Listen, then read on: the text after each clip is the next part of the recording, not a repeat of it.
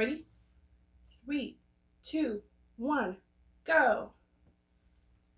I know you say I don't know the lyrics to the iCarly theme song. Somehow the world will change for me and Be so wonderful.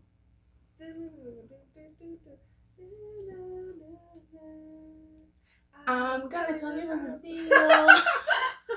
I'm telling you just how I Feel so wake up the members of my nation. It's the time to see. It knows. Can't you take one? No, no, no, Be the wizard of every situation. Leave it all to me. Leave it all to me. Just leave it all to me. Hello nerds, welcome back to another video. Gabriella here. Today is a good day and it's going to get even better because today is another Tea Time with Gaby, hence the mug. Okay, just so you know, this is an Archer mug from Taylor Swift merch. You can't really read the writing on it, but the marble looks outstanding. I have a little bit of matcha in there, and it is delicious. And today we are talking about a delicious read as well, which is Ace of Spades by Faridah Àbíké-Íyímídé. And I'm so excited to be reviewing this book for you guys because, wow, one of my favorite books of the year and probably of my life. I love this book so freaking much. If you haven't read it yet, pause this video, put it in your watch later. Go pick up this book, read it in one day or two, just like I did, and then come back and we can talk about it together. But I don't want to spoil anything to you. This is important, okay? For the culture, read this. But yeah, before we get into the in-depth review, don't forget to subscribe. Click that little bell icon so you can be notified of every new video. Let's get into it.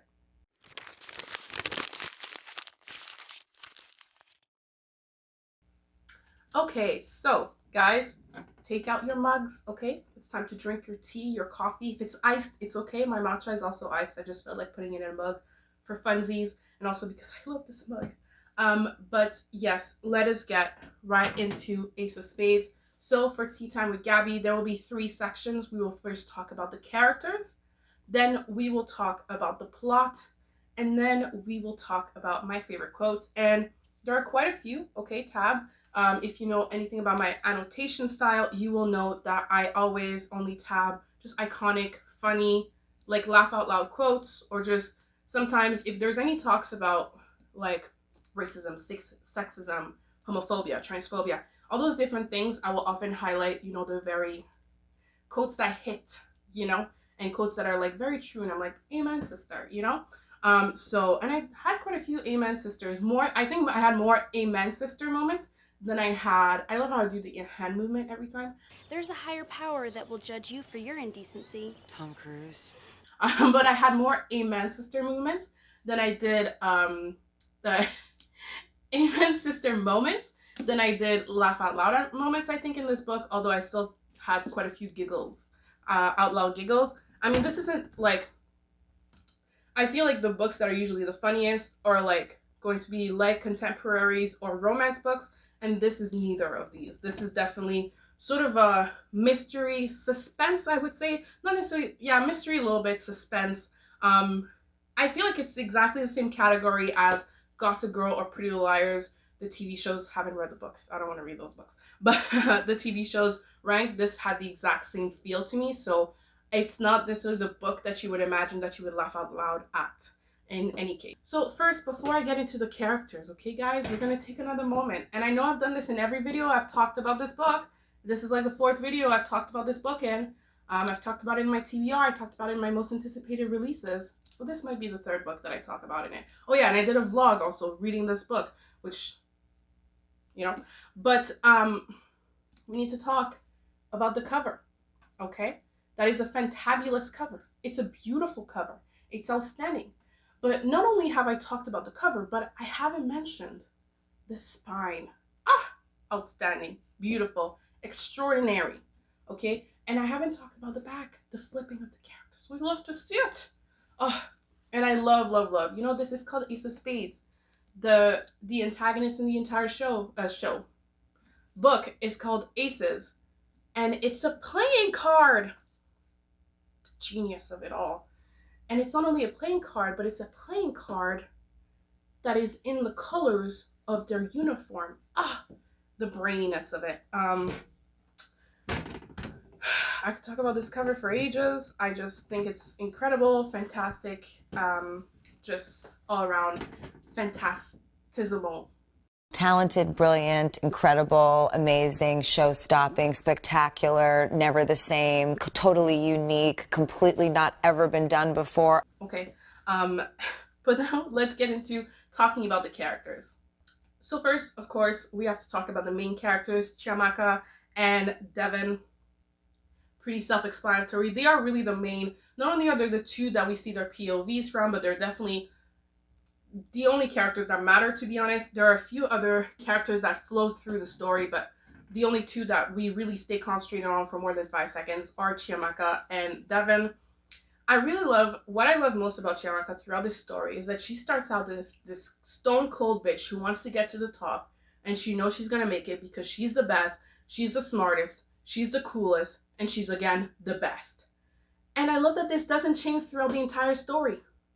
She's still the best, the smartest, the coolest, and again the best throughout the entire story, and she believes this wholeheartedly throughout the entire story.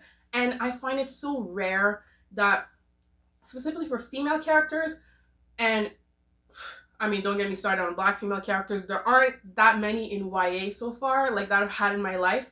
And you know, growing up, I sorely missed some Black influence, okay, in popular YA literature. But Chiamaka is so different from all these other characters because I find like throughout stories, I feel like you always see Black women doubting themselves, having a lack of confidence, being like, oh, but the white woman is better, the white man is better.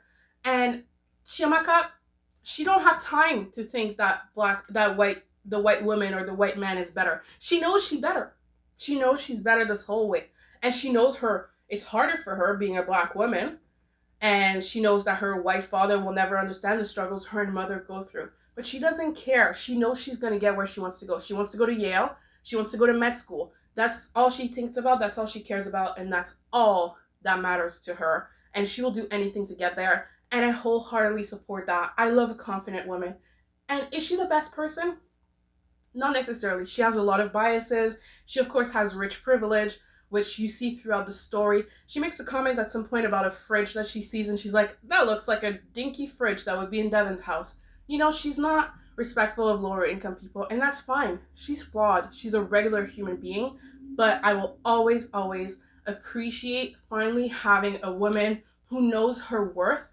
Not just a woman, but a Black woman who knows her worth and isn't afraid to go after what she's gonna get. And even throughout the story, when she gets hit on and hit on and hit on by more things going on in her life, not only with Aces, but with her friend Jamie and Belle and all that, she doesn't give a flying fuck.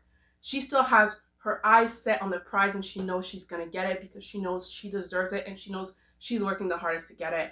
And I think that wins all the prizes to me as a character for Chiamaka. That just, it's the best. Is she a bitch? Yes.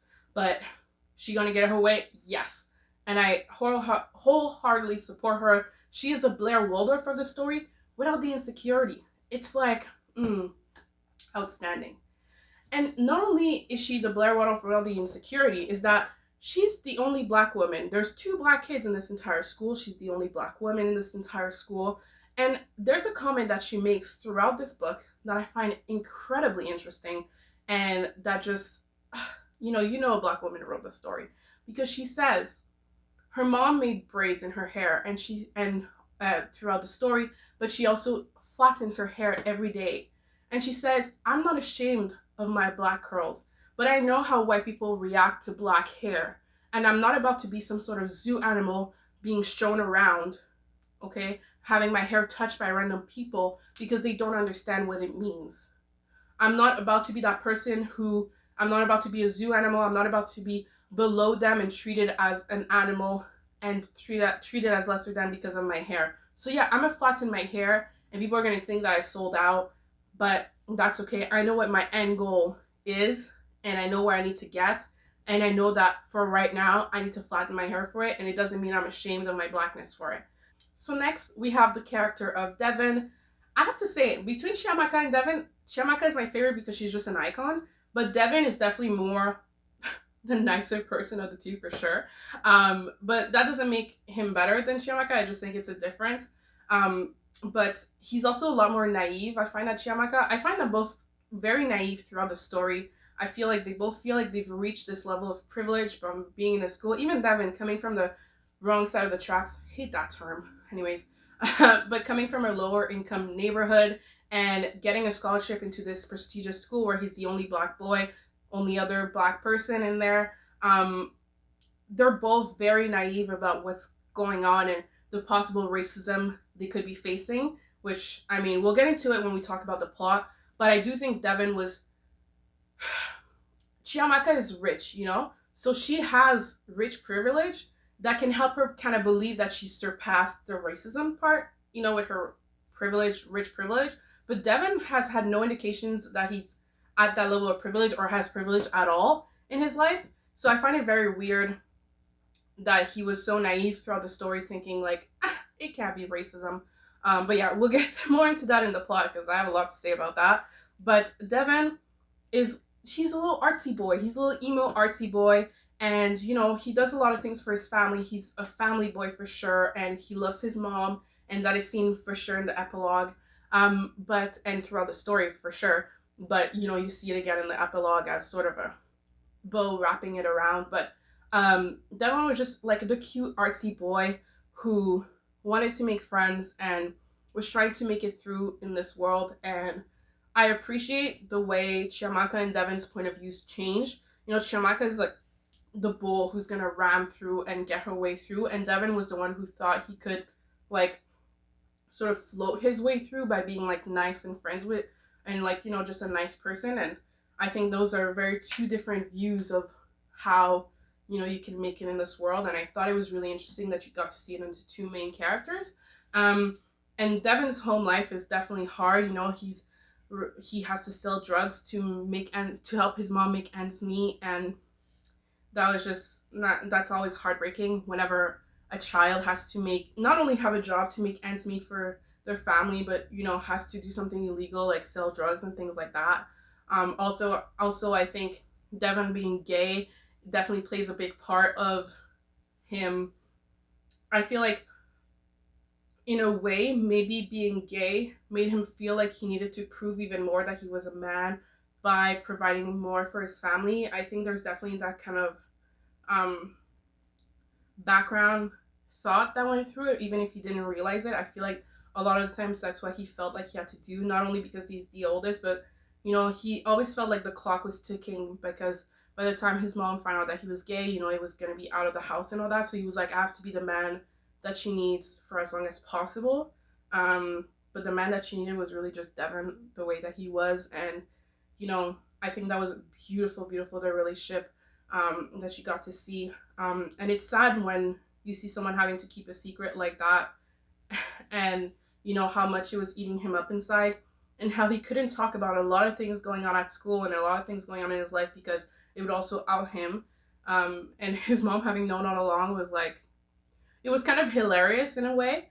And it didn't, I feel like there's always that trope, like the parent who's like, oh, I always knew you, I know you better than yourself kind of thing, which I hate when it's depicted in books and movies like that. Oh gosh, that really irks me.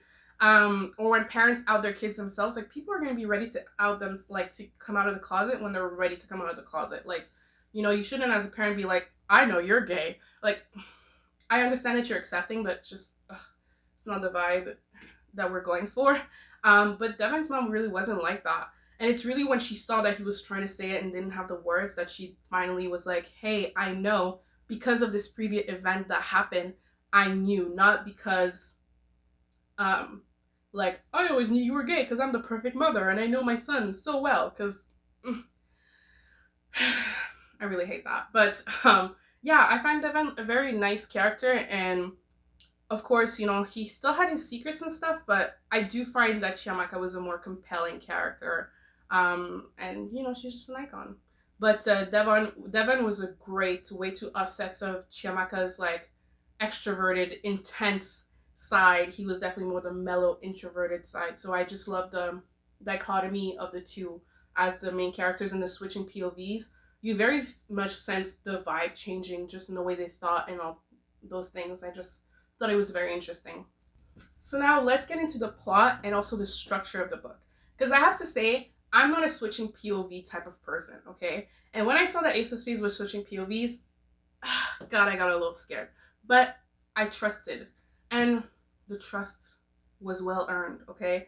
This is definitely a good switching POV because I do find that sometimes switching POVs, like, I don't need different POVs for the exact same event because sometimes it's just not necessary and it makes the book so redundant and boring. You know, like, if you see person A being like, oh my god, there was a fight at school, and then person B be like, oh my god, there was a fight at school. And, like, sometimes a little few details will be different. It's like, I don't need that. But in Ace of Spades, it was perfect because even if there was the same moment depicted from both POVs, they were seen completely differently, or it was at different moments of the, you know, the action or whatever. You know, at some point in the story, for example, when Chiamaka had her pictures of her, like, you know, with mascara smeared in her dress, posted around the school, you know, we got to see it through Devon's point of view, which I thought was really interesting choice and I think was really smart. And then, you know, when we switch to Chiamaka's point of view, you know, she's running away, she's like reacting to having seen the poster. So it was nice that even though they were depicting the same moment, you know, the same day, it wasn't redundant at all, which I think was really well made in this book. And I think it's a masterclass in double POV books. And I think if you're interested in reading double POV, this is like a great book for that because double POVs, because I find it was one of my favorite ways of showing a changing POV. And POV is point of view, by the way, if you didn't know that, because I know I said POV a lot. So I touched on this a little bit when I was talking about the characters, but woo, when I tell you how frustrated I was every time the characters were like, racism? No. Racism? No. We're too privileged to face racism.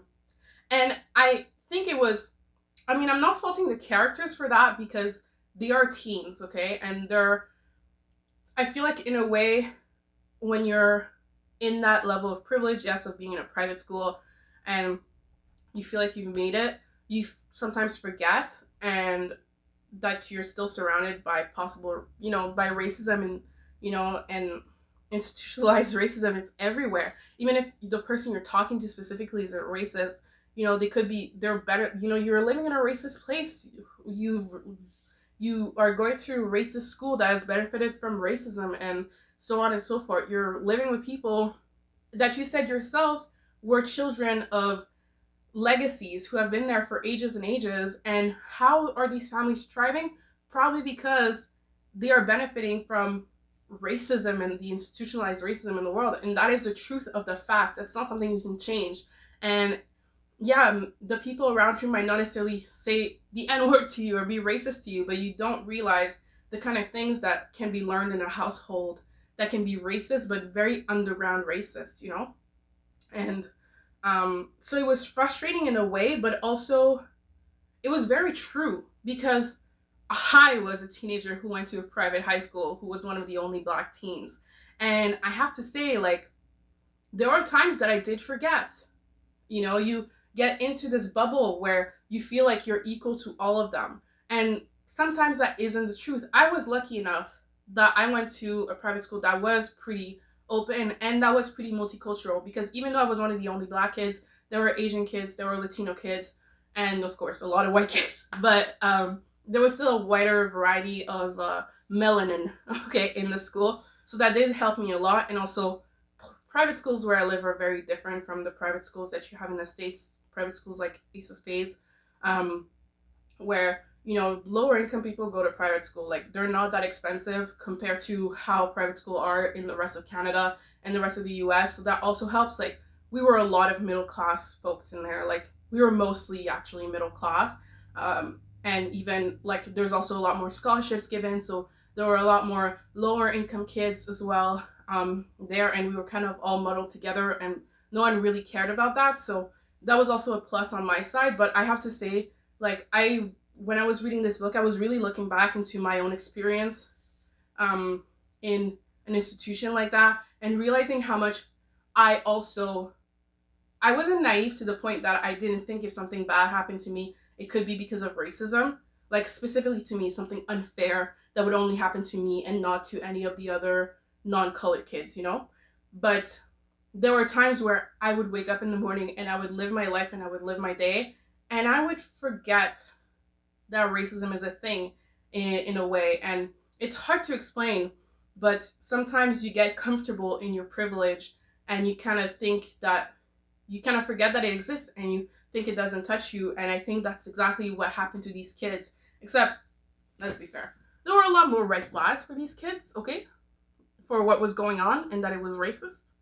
And they did very much look past it, okay? But I understand where they were coming from with that. I have to say though, thank God for Terrell, okay? I know I didn't talk to him about him in the character section because he was kind of a minor character in a way, but thank God for him, because he's the one who woke those folks up. Because Devin's like, it can't be racism. I go to private school. And he was like, where do you think racism comes from? Like, buddy. So thank God for Terrell. Nice little wake-up call, a nice little cold shower for Devin. And he is definitely some of the grease into the plot and moving forward. And I do love his relationship with Devin and how it goes through in the plot, and just, you know, I love some romance. So that was beautiful. So continuing in on the plot, so we end up finding out throughout the story, or more like the end of the story, that all the legacy kids were in on it, and a lot of the teachers, the principal, and even people outside of Navios Academy were in on the whole Aces thing, and that they go to Camp Aces every summer and plot how to destroy Black lives, which is woo, so much to unpack there. I also love the term social eugenics. They make it sound so sexy. But I have to say, everyone seems sus to me. I think it's also because the blurb was like, hey, it's Gossip Girl meets Get Out. And I have to say, I feel like this book was a lot more Pretty Little Liars than it was Gossip Girl, which isn't like a bad thing. I just think in general, I felt a lot more Pretty Little Liars than it felt Gossip Girl-y. Because I feel like for most of Gossip Girl, it was more just about the drama between all of them, who's sleeping with who has money problems, who has blah, blah, blah, blah, blah, who has drug problems, and not much about finding out who Gossip Girl is. While Pretty Little Liars is all more about, like, murder, lies, deceit, theft, crimes in general, like, all things that could land them in jail, and figuring out who A is, and then A changing 15 times. That was another story. But I felt like it was a lot more Pretty Little Liars-y. I understand the Gossip Girl vibe, though, because of the rich kids and the private school and all that. But to be fair, Pretty Little Liars, they're all rich kids. Like, they're in a rich town of rich kids. They just don't have uniforms, you know? But with the blurb being, like, Gossip Girl meets Get Out, I felt like I had to be sus of everybody. And I was. Everybody was sus to me, and you know who was more sus? That new principal. The second they described this man on the very first day of school, okay? They're like slick back black hair in a black suit. I was like, my brain was just like, ding, ding, ding, that's Snape. And I don't know why, my brain was just like imagining Snape, like Severus Snape the whole time. Just Severus Snape. Severus Snaping all over. And because of that, because of this image that my brain gave me when they described him, I was sus about him the entire time. I was like, he's gonna be a bad guy. He's gonna be a bad guy. He was a bad guy. So was a lot of people, though. Jamie being a bad guy, unsurprising. And I find it so interesting how Chiamaka was like, you slept with me so many times. How come, like, you're racist? And he was like, hello. And I love that it's like the white guy has to tell you that, like, you can be racist and sleep with black people. I mean, we're not going to get into the whole history of, like, African Americans Haitians, most Black people, Africans in history, Caribbean people, and what white people did to them. But it shouldn't be a surprise that Jamie was able to sleep with you even though he was a racist. He was trying to fuck with you. And you can do a lot of things when you're trying to fuck with someone, okay? And if you have the right motivations, you'll do fucked up shit to people. And I think sleeping with someone is not a proof of respect at all. It's very low in the list of things I would say to show respect to someone, and is having sex with them, 100%. So I love that Chiamaka got that wake-up call from Jamie himself. I just thought that was like so great. And really, like, they really destroyed this girl's naivete from like thinking she's above it all to like realizing that she's really not. And they just like, it crumbled so much throughout the entire, like if we had a graph, it would have started there and then we would have just nosedived in, which I thought was really interesting. And fuck, I hate Jamie. Woo! I hate everybody in this story except like Terrell, Devin, and Chiamaka, basically. But, God, I hate Jamie. What a fucking dick. He's a horrible person. And speaking of Jamie, fuck Belle. I mean, I was sus. I was sus about her from the beginning because I was sus about Jamie and everybody else, right? It just made sense. I mean, blonde, blue eyes, I mean, okay. I mean, in a story about racism, and yeah, I just find it was just sad though, because I know Belle liked Chiamaka, but if you really like someone, you're not gonna let them be social eugenicized. You're not gonna let people do social eugenics on her. You know what I mean? Like, you can't just sleep with a girl, say you like her, like to spend time with her, but be like, I'll let them destroy her life anyways. It's just family tradition. I have to let it happen. Like, girl, no. You could have outed the whole system. You could have been hailed as the white hero and a movie would have been made about you because you're the white girl in the story. But no, you just had to let it all happen, let it all hang out and pretend like it wasn't a problem and it wasn't going to be a rift in your relationship in the future. Tell me more. Tell me more about how you thought this was going to work out and how you thought you could bake your cake, eat it too. Like, you can't profit from racism and social eugenics in your life.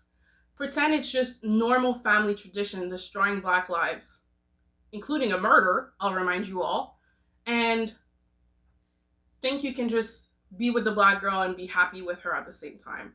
I don't know why Belle thought these two things were possible for her. That really infuriated me. And I enjoyed their moments together. That's the worst part. I enjoyed their friendship turn into young love. But I wrote a note in my book. I was like, this is going to turn badly. She knows. And I was sure she knew and wasn't doing anything in the whole thing. I just knew it. I could feel it in my bones. And I was correct. And I have never wished I was less right. But I mean, things turned out great for Chiamaka in that regard. But, gosh. And I have to say, Jamie, that bitch, or the other bitch, one of Chiamaka's friends, and that other guy that Devon thought was his friend, was it Damien? Can't even remember his name. He's irrelevant. I'm so glad they're dead. I thought it was hella dramatic having them die at the end. I mean, it was hella dramatic. That was definitely like anti-racist, like extreme fantasy, but it was very dramatic. But honestly, this book just felt, the entirety of this book felt like the final 2 episodes of Pretty Little Liars. Like the adrenaline of it all, like just so many things happening all at once, and then the weird resolution at the end, and then you're like, whoa, how do we get here? That's exactly what this book felt like, and it was just perfect. It was a perfect level of adrenaline and serotonin. It just made it perfect. And I have to say, I was like, Terrell's a bit sus at some point because he was just like too good to Devin, which is so sad to say. But I was like, also he's Black. Why would he be in on it? And then we find out that they offered to pay for his sister's medical bills. But I love that a day later he was like, oh, no, actually, I'm not gonna do that. And I have to say, I'm not blaming Terrell for that thought process at all. And obviously Devin and Chiamaka didn't either. When you think about it, like, he's a teen boy who has to fend for himself in a low income neighborhood. His parents don't really seem in the picture. And he seems to be the only caretaker to his very ill sister. And we know how the American healthcare system is, okay? He must have bills out the ass. And gosh, that just broke my heart. And it shows how good a person he is that he came back and was like, no thanks. I'm not gonna help you destroy someone's life. And he didn't even know the whole plan. So I think it was really big of him to, say no to all that money, because all they were asking is to get a bit of information from him, a bit of personal information, which, I mean, it's not harmless, but without knowing the grand scheme of things, it would have been the least bad thing anyone would have done to Devin in the entire story. So to him to be like, you know what, I want to be a good person and I'm just going to stay in debt and suffering, but I'm going to be moral and a good person about it, was like, that's my hat, mister. That was pretty fucking dope, I gotta say. So yeah, Terrell wins award for like best person, I guess. He's a better person than Chiamaka is, to be honest. And that's not saying anything bad. Well, not a better person than Chiamaka, but he has better intentions than Chiamaka does. Chiamaka's still my favorite. She's still a fucking icon. So now let us get into some of my favorite quotes in this book. There are quite a few. Especially at the beginning of the book. And like I said, there were a lot of like amen sister moments in this book, rather than a lot of laugh out loud moments. But a lot of Chiamaka's quotes that I flagged are like just iconic quotes that I just think are perfect and very Blair Waldorf-y of her.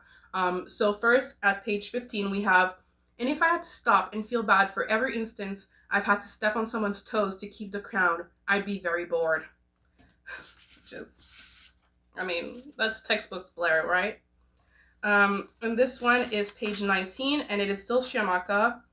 And she says, it annoys me when girls know what they want and how they're going to get it. They're seen as cocky, but guys who know what they want, they're confident or strong. Amen, sister, right? Oh. A little bit too much truth there, Chiamaka. And then we've got Chiamaka again at page 24. This one was funny. They're talking about like making fun of people, and Chiamaka says, I'm so tortured. I listened to the 1975. I dyed my hair pink to be ironic once, My soul is black and my Christian name is Peter, but my clan calls me Tortured Stone because I'm obviously tortured, but very badass. I could have pictured this person. It was so funny. This is again Chiamaka, and she says, they're talking about she's talking about Jamie, and she says, I'm pretty sure he'd flirt with death herself if there wasn't a possibility that he died and not be the center of attention anymore. And I thought that was a pretty funny quote to put on page 26, because it already gave you an idea that although Chiamaka says that she was in love with Jamie at the beginning, she realizes later on that she's not in love with him, but more in love with the idea of thriving alongside him and with his family name and all that. And I just think it's funny how in this moment she believes she's in love with him, and yet she says this about him. So it shows you that subconsciously she doesn't actually love him, and she doesn't actually believe that she loves him, but I think she's in denial about that. This is Chiamaka again. Jamie, football players can be gay and drama kids can be straight. Don't be that straight white guy who sticks his foot in his mouth. Which, again, was another proof to me that, she wasn't really into Jamie like she thought she was. And again, she makes a mention of, she's talking here on page 30 about the past boyfriend she's had. And she's talking about a past boyfriend called Georgie, and she says, I discovered it wasn't hard to get close to Georgie. 1, Jamie was his friend and mentee through football, and 2, Georgie liked that I was different, meaning since I'm black, it made him look cool. I ignored that, as I knew there was only so long I could fake being into someone like Georgie, and so I got to be Chiamaka, the girl who got the guy everyone wanted, and then the first to break his heart and move on to dating the next golden boy of Niveus. So this is another way she was showing how like boys were stepping stone to her, to greatness, and not like actual love interest, which, talk about iconic. Um, this is still Chiamaka. These are all Chiamaka quotes, but she says Jamie acts like the one is this predetermined thing that God or Santa came up with when he was born. I just love the Santa quote. I just thought that was fucking hilarious. This is Devin quote actually, and he's talking about his ex-boyfriend Scotty. And he says, naturally, I can't trust a word that Scotty says, not after he cheated on both me and the SATs. And I just thought it was a really funny and like low-key way of saying he cheated on me, but also he's an idiot and he cheated on the SATs. I don't know, I just thought it was a nice turn of phrase, I would say. This was another very short Chiamaka quote, but she just says, bitches can smell fear. I mean, iconic. This, also, some of the quotes just screamed like Gossip Girl, Pretty Little Liars vibes to me, which are some of the reasons I've highlighted some of these quotes. Okay, so this is a Devin quote, and he's talking to Terrell. And again, like I told you, Terrell was kind of one of his awakenings towards like privilege isn't like a be-all end-all thing. There's still racism. And Terrell says, I don't trust white people like you do. I obviously don't think they are all murderers, but I think they're all racist. All, I say, eyebrows raised. It sounds wild, I know, but racism is a spectrum, and they all participate in it in some way. They don't all have white hoods or call us mean things, I know that. But racism isn't just that. It's not about being nice or mean, or good versus bad. It's bigger than that. We're all in this bubble being affected by the past. The moment they decided they got to be white and have all the power, we got to be black and be the bottom, everything changed. If we can't talk about it honestly, and I mean really talk about it, then what's the point? I read some Malcolm X last year, and I agree with him. Some might even treat you good, like an owner might treat a pet. And that was very relevant to this story. And the author also said that one of the things that she was reading while she was writing this book were some of Malcolm X's books. I think his biography or something like that. So I believe that this was directly influenced by that. And I don't know, I think it was a very powerful quote and a very important thing for Devin to hear. That was a very big sort of seed that was planted by Terrell to start the rest of the story. This is at page 166, so he's starting out to realize that maybe racism is a part of it all. It was an important moment to the story and an important moment to Devin, and I think it's just all around. This is a Chiamaka quote, and it goes back to something that I mentioned about her hair earlier. Page 253, she says, I love having my hair like this, but I never go outside like this ever. It's too risky. I'd rather straighten than get probed and stared at, stroked like an animal and questioned. And yeah, as I've stated already, this is a very important quote for many, many reasons, and it had to be highlighted. This is definitely an amen sister moment. This is a Chiamaka quote from Devin's perspective at page 261. I believe this is when they're breaking into the school, about to break into the school to check out computer 17. And it's getting close to 9, and I don't want to be caught and have to die wearing polyester. Which, I mean, that was definitely like straight out of Gossip Girl type shit. I fucking loved it. So this is another Chiamaka quote. Again, I told you, she's an iconic sister. She says, I can fix the kinks in my hair, but not the kinks in this whole system that hates me and Devin and everyone who looks like us. Going back to the hair statement, like I said, that, I can fix the kinks in my hair, but not the kinks in the system? That turn of phrase, that was perfect and also so fucking true. This is Chiamaka line. This is right before the end of the book, like in the epilogue, the last page of the epilogue, page 414. And she says, I think about the boy, Rice, how much unwarranted suffering he could face at that school, like we did, like our ancestors did. I think about how many black spirits have been killed by white supremacy and lies. How many of us were experiments, worthless bodies in some game. I think about Henrietta Lacks, whose body they used, mistreated, and tossed away, but who changed medicine forever, who never got her revenge for the way they stole her cells, and as if they were entitled to her body, because she was black and a woman, and in that combination, she, to them, meant nothing. To me, she and all the other spirits broken by this world and its systems are the reason I get up and do this every day.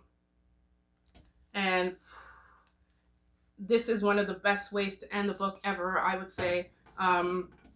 Taking a real life situation as the Henrietta Lacks situation, and well, not situation, but you know, the history behind Henrietta Lacks and her cells, and taking in what happened in the story as well, and basically how white folks have treated Black people as expendable. I don't know, there was just so much going on in this book, and it was such a big discussion on racism, but that quote, I feel, summarizes the story as a whole so well. It was such a good note to end on, and a very impactful amen sister moment. So that is all I have for you guys today. Thank you so much for watching. If you liked it, don't forget to leave it a little thumbs up. And if you watch all the way to the end and you're still here, thank you. And of course, leave a little spade emoji down below. You know it, it's Ace of Spades. We gotta do it. We gotta do it to them.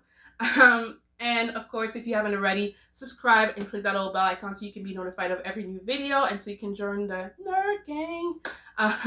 And as always, all my social medias are linked down below. It's always at GabysPages, and you have ways to support this channel. As always, my Amazon wishlist, my Ko-fi for donations, my book outlet, and my TubeBuddy referral code, and the affiliate Amazon link for the Ace of Spades book will be down below. If you buy it off of Amazon through my link, I get a little bit of extra money and no extra price to you. So thank you so much, you guys, for watching, and I will see you soon in another video.